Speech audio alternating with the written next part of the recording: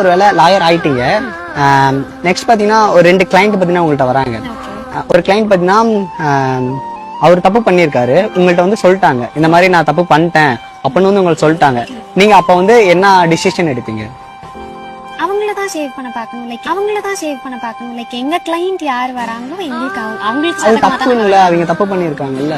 Advocate ப்ரொஃபஷனை பொறுத்த வரைக்கும் எங்களை நம்பி வரவங்கள தான் நாங்க காப்பாத்தணுமே தவிர அவர் தப்பு பண்ணவரா. நீங்க சொல்றது எனக்கு வேற மாதிரி தோணுது. உங்க கிளைண்ட்டை நீங்க காப்பாத்தணும் அப்படின்னா அவங்க தப்பு பண்ணி உங்கள்ட்ட எவ்வளவு வேணா பணம் கொடுத்தாலும் அப்ப யாரு என்ன வேணா தப்பு பண்ணிக்கலாமா?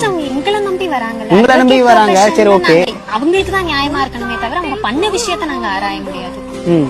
அவங்களுக்கு தான் நாங்க நியாயமா இருக்கணும். அப்ப எதுக்கு இந்த ஒர்க் பண்ணாமே இருக்கலாம்ல? இந்த பொண்ணு கிட்ட ஒரு கேள்வி கேக்குறேன். உங்க வீட்டுல இருக்க பெண்கள் மீது யாராச்சும் ஒருத்தன் தப்பான முறையில கைய வச்சுட்டு உங்ககிட்டே வந்து காப்பாத்துங்கன்னு சொன்னா நீங்க அவனை காப்பாத்துவீங்களா? குற்றவாளின்னு தெரிஞ்சும் அவனுக்கு வாதாடுறவங்களும் ஒரு குற்றவாளி தான். ஒண்ணு நிரபராதிக்கு நீதி கிடைக்கிறதுக்காக வாதாடுவேன்னு சொல்லணும், இல்லனா குற்றவாளி தண்டிக்கப்படணுங்கிறதுக்காக வாதாடுவேன்னு சொல்லணும். ஆனா இவ்வளவு ஓப்பனா என்கிட்ட வரவங்க குற்றமே பண்ணிருந்தாலும் அவங்களதான் நான் காப்பாத்துவேன்னு சொல்றாங்க. இதுக்கு எதுக்கு இவ்வளவு கஷ்டப்பட்டு படிக்கணும்? காசை வாங்கிட்டு கட்ட பஞ்சாயத்து பண்றவங்களே இதத்தான் பண்ணுவாங்க. ஒருத்தன் குற்றவாளின்னு தெரிஞ்சும் அவனுக்கு வாதாடி அவனை காப்பாத்துனீங்கன்னா அவன் வெளியே வந்து அதை விட ஒரு பெரிய குற்றத்தை தைரியமா பண்ணுவான். அவன் குற்றம் பண்ணி தண்டனை அனுபவிச்சா கூட திருந்திடுவான். ஆனா அவனை காப்பாத்தி மிகப்பெரிய குற்றவாளியா மாத்திராதீங்க. அது மட்டும் இல்லாம ஒரு வழக்கறிஞர் தன்னுடைய பதவியை தவறா பயன்படுத்தினா அவங்கள சஸ்பென்ஷன் பண்ணிருவாங்க. அது மட்டும் இல்லாம அவங்க எந்த கோர்ட்லயுமே வாதாட முடியாத அளவுக்கு பண்ணிருவாங்க.